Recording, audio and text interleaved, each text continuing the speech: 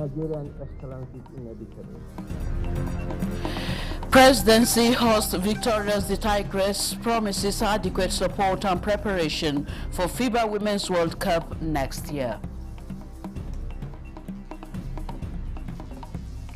Minister of Labour and Employment Muhammad Maigari Dingadi lauds progress of Nigeria's Social Security Program.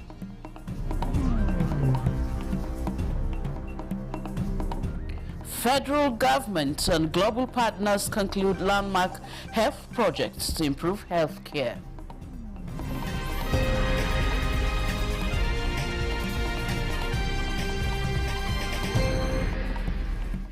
Hello and welcome to the news at 11 on NTN News 24, reaching you live from Abuja. I am Nolene Ebel Ame. The presidency has promised adequate support and preparation for the female basketball national team, the Tigress, ahead of the FIBA Women's World Cup next year.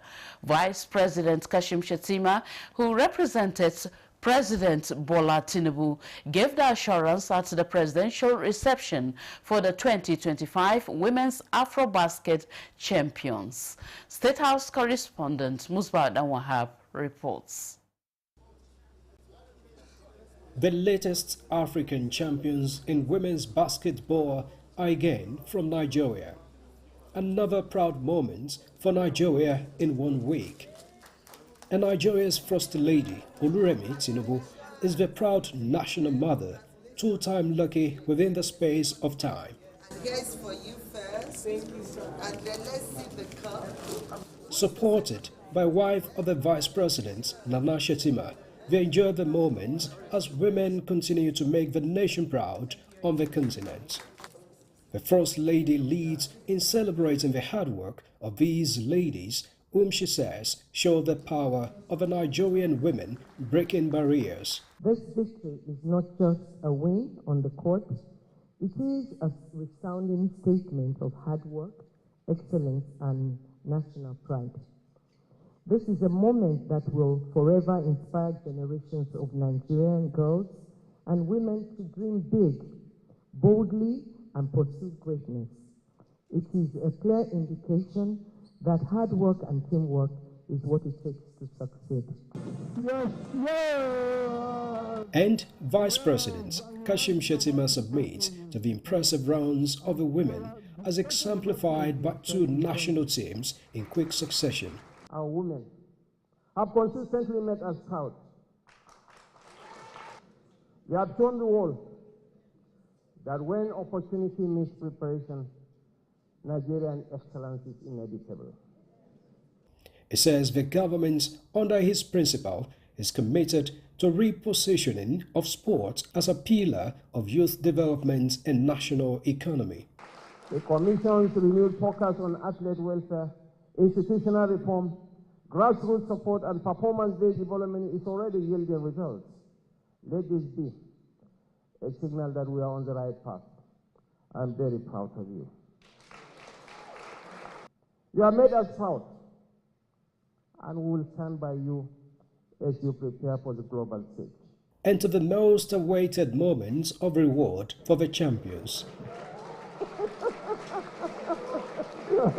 Nothing short of OON national honors, cash and material gifts. And wait for the final icing on the cake. One flag is for players, coach, and technical team.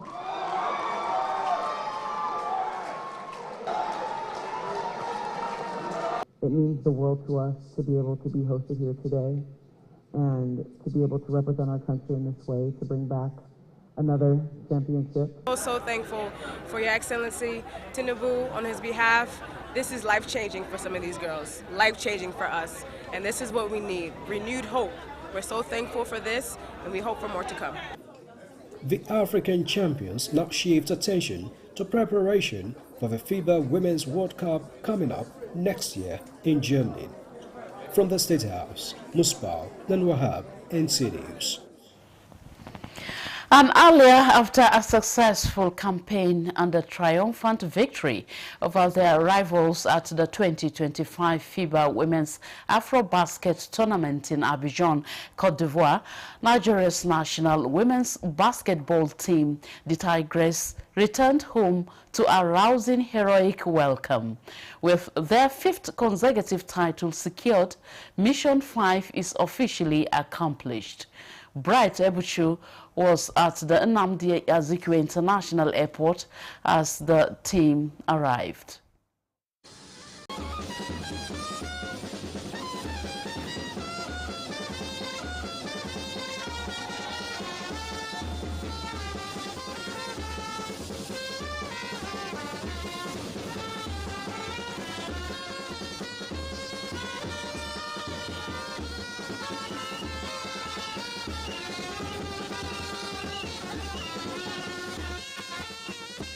Fresh off their 5th consecutive Afrobasket title in Abidjan, Côte d'Ivoire, the reigning African champions arrived to chant, music and the warm embrace of a grateful nation.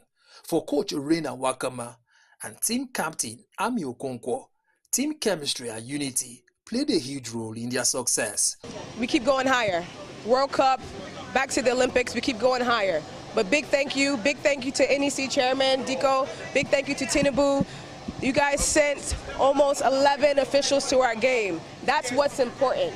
We need support from our officials, we need support from our government, we need support from everybody, so thank you. It was really great. It feels amazing to be able to represent my country. It feels amazing to be able to play with these group of women. It feels incredible to be able to play for these coaches, and it feels really nice to come back and be able to present the trophy back to our country. The Senegal game was probably our toughest. Because they got up so late into the game and we had to find the mental toughness to fight ourselves back into the game and get over the hump and take the lead. The expectation is to continue moving forward. I mean, what God cannot do does not exist, so we just want to keep moving forward, continue to be Team Nigeria, make new additions to the team, just continue to be great and see what comes of it. We fought so hard for this.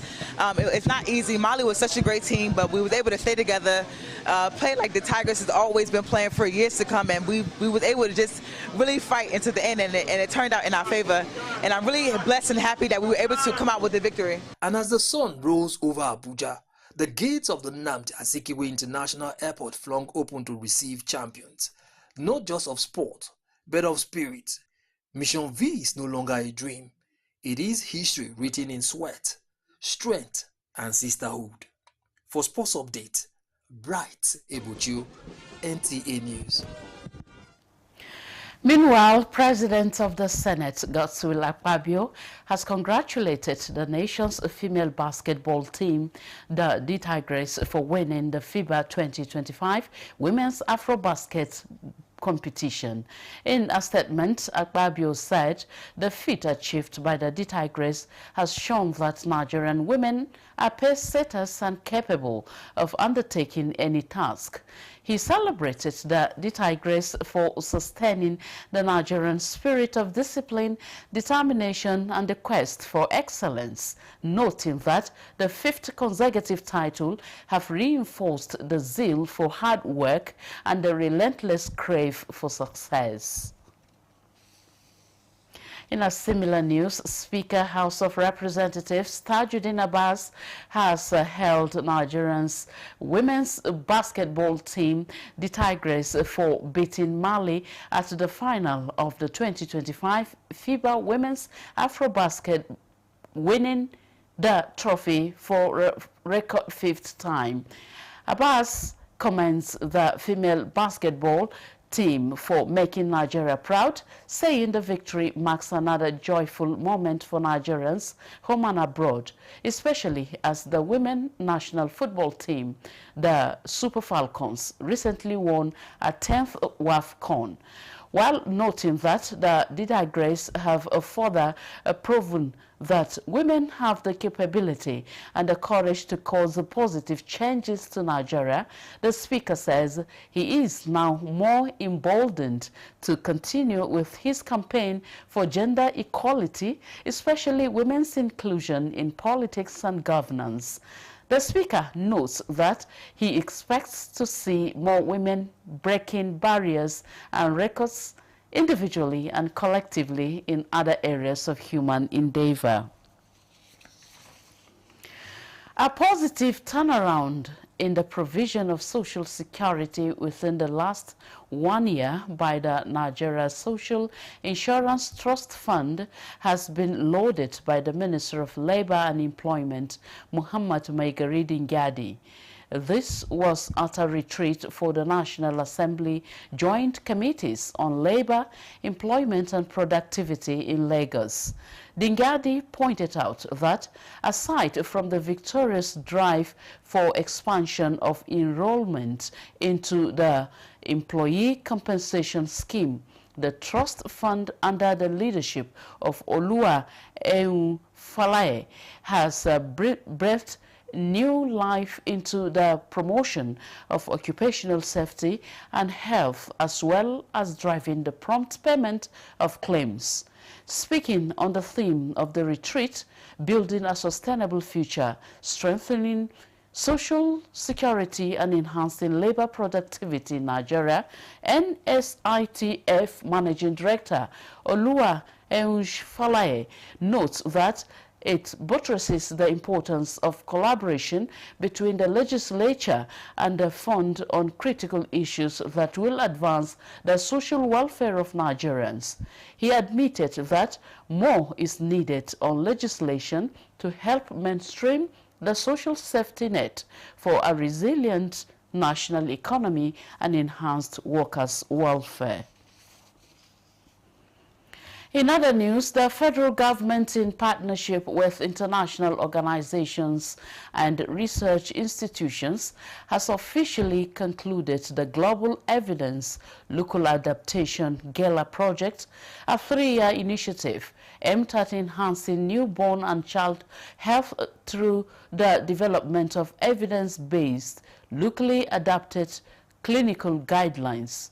The end of project dissemination meeting held in Abuja marked the formal close of the initiative, which is sought to align global health standards with Nigeria's unique healthcare landscape. Officials from the Federal Ministry of Health reaffirmed the government's commitment to supporting science-based solutions and collaborative approaches to reduce maternal and child mortality. The ministry emphasized that projects like GELA are key to strengthening clinical decision-making and improving health outcomes for vulnerable populations. 2023-2024 NDHS report is giving all of us stakeholders great concern. And these two guidelines address top causes of neonatal death, prematurity, and sepsis. So these guidelines are therefore not just academic exercise, but they are tools meant to save lives. We have not only developed 2 high-quality, nationally relevant guidelines, recommendations, but we have also empowered a generation of health professionals and policymakers with the tools for ongoing evidence-based decision-making. Launched in April 2022 and concluding in August 2025 after a brief extension, the GELA project was implemented in 3 sub-Saharan African countries: Nigeria, Malawi, and South Africa. The success of GELA marks a significant step forward in contextualizing medical evidence to improve healthcare delivery and ensure life-saving care reaches those who need it most. This is the news at 11 on NTA News 24. More reports after this break. Feel the power of precision, engineered to perfection. Every component is crafted with care, and each design is meticulously tested. From concept to creation, our engineers push the boundaries of technology, seamlessly blend in performance and sustainability with a deep commitment to African ingenuity. Introducing the CNG Bus, a remarkable achievement in engineering designed to operate on compressed natural gas, a cleaner and more sustainable fuel alternative. At Innocent Vehicles, we proudly lead the way in creating greener mobility across Africa. And it doesn't stop there. From SUVs to sedans, spacious buses to electric cars, Innocent offers a wide range of models designed to meet every need. Innocent Vehicle, the pride of African roads. Let's have credible elections at the local government so that these credible people can manage the funds of local government properly. There are a lot of respected traditional rulers in the state who can say, look, enough of this thing. Mr. Governor, welcome. Thank you for coming. When you win, what will you do? I was the first woman that mobilized women within the local government to form the National Council of Women Society by creating awareness in women that they must serve, they must be part of what is happening within their community. If you stop expenditure on infrastructure, how do you now attract investments? The state governors, the presidency, that the federal government and the local government are all waiting for revenue from crude oil. Every state has something peculiar. So the emphasis now, if your local government has something peculiar to that particular local government, the emphasis should be keep producing that particular product. We need to do three things. Prevent the ability of the terrorist groups to generate funding, their ability to recruit, and then their ability to access weapons. The traditional ruler gives me a title. I sit in the front row in the church, or if I'm going to mosque, when I'm coming, people are passing in God's own house. What am I doing? I'm mentoring a new generation who think that the only way to be taken seriously is to be seen to have a lot of money. Good Morning Nigeria, live every weekday between 7 a.m. and 9 a.m. on the network service of the NTA.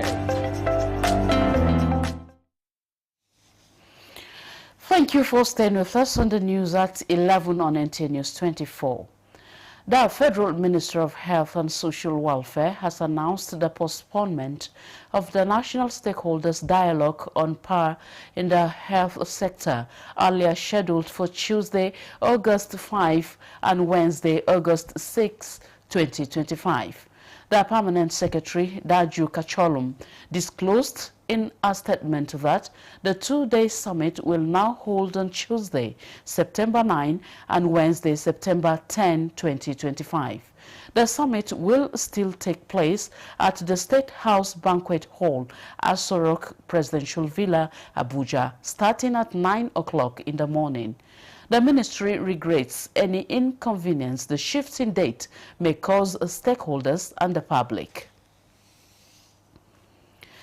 The call for traditional rulers to unite their subjects, promote peaceful and harmonious society, resonates in Lafia, Nasarawa State, as Deputy President of the Senate, Secretary to the Government of the Federation, and state governors have added their voices to the peace-building campaign. Aliu Tijani reports that this was during the turbaning of Chairman, Senate Committee on Public Account, Ahmed Aliu Wadada, as Magajin Dengin Lafia.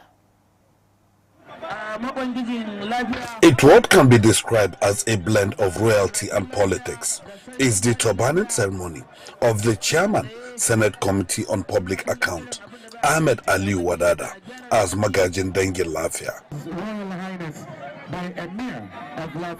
From north to south, dignitaries across all strata of the society converge on Lafia to celebrate with Senator Wadada. Secretary to the Government of the Federation, Senator George Akume, delivers President Bola Tinubu's message, where he urged Senator Wadada to join the Lafia Emirate Council and promote peaceful coexistence. And there's no doubt in the minds of many that you will continue to embody the virtues of leadership, integrity,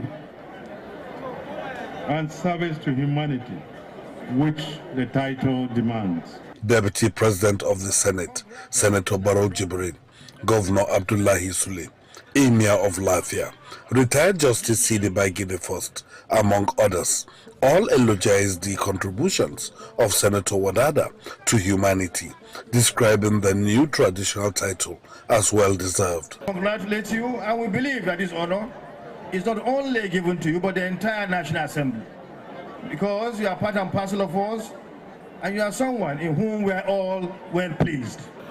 Today is a product of that relationship between my father, my biological father, and his father.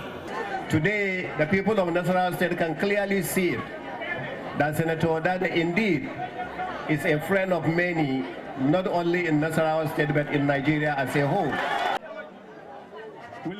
Climaxing the event is the trabanning of Senator Wadada amidst cheers from well-wishers as traditional drummers and dancers take center stage. In Lafia, Aliu Tijani, NTA News. Elsewhere, in a bold move to tackle insecurity across Nigeria's forest reserves, the Nigeria Forest Security Service, NFSS, has trained and recruited over 24,000 officers nationwide. At a 5-day capacity building workshop held in Abuja, the agency said more than 10,000 officers in the North Central region alone have been trained in local intelligence gathering to support formal security forces. The recruits were drilled by personnel from the police, military, NDLEA, customs, immigration, and civil defense to enhance their effectiveness in forest security operations. The Commander General NFSS, Dr. Joshua Osati Mehin, says the workshop, held simultaneously across all 6 geopolitical zones, is aligned with President Bola Tinubu's renewed hope agenda, focusing on security at the grassroots level. And the training showcased our collaboration and synergy with the constituted authority in order to strengthen our collaboration in area of gathering local intelligence within the forested area. We are using the opportunity to appeal to the new recruit that they should serve Nigeria with courage and wear the uniform with honor. Nigeria needs heroes, and they should be one of them. Mehin is confident that presidential assent to the NFSS bill will significantly boost its coordination and effectiveness. This is the news at 11 on NTA News 24. Here is a recap of our top stories. We have told the world that when opportunity meets preparation, Nigerian excellence is inevitable. Presidency host victorious the Tigress promises adequate support and preparation for FIBA Women's World Cup next year. Minister of Labor and Employment Muhammad Megari Dingadi lauds progress of Nigeria's Social Security program.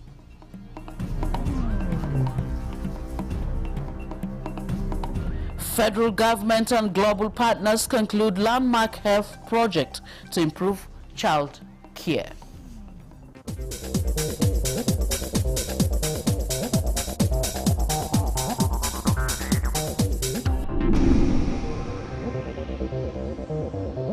This is NTA News 24. In the heart of Abuja's Municipal Area Council lies Jiwa, a community rich in culture known for its warmth and resilience. But beneath the friendly smiles and vibrant daily life is a salient outcry. It's the cry of a single struggling road riddled with potholes, choked by gullies and weighed down by endless traffic. Once a quiet farm in heaven, Jiwa is now a fast-growing hub, battling urban expansion, and sadly, the only route in and out is bearing the brunt. Thomas Obetere tells us why this road desperately needs a lifeline. Jiwa is full of doers, farmers, traders, tailors, artisans, each hustling to make ends meet. Their farms grow everything from guinea corn to locust beans, feeding Abuja's bustling markets.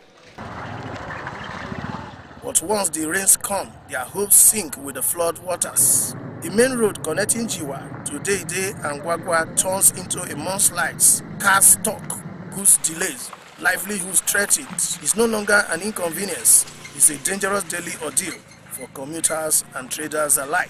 The road connecting that road into the community is very, very bad. Definitely we need the minister's assistance for him to come to our aid and connect us to the main road. This road now, if they construct it, it's going to bring developments, it's going to reduce insecurity. Take Ogogo, a determined tailor who dreams of expansion. If this road is fixed, she says, customers will flow and business will boom. Then there is Olajide, a taxi driver who has seen the worst of Jiwa's gridlock. He appreciates the recent NCC junction to Idu Road industrial area commissioned by the FCT minister, but adds that it's only made things worse for Jiwa. Now lorries and heavy vehicles cut through here as a shortcut, he explains, putting more pressure on the already broken road. People would like to come to this place to come and buy, but when they think of how bad the road is, they feel they should go to somewhere else to go and buy. Since we don't block that road for the day, where they repair am, we don't open this place, we go SCC. Pressure is there for this Jiwa road here. I beg, make you remember us. I beg you, Mr. Wike, Mr. Project. I love you too much. I beg you, remember us.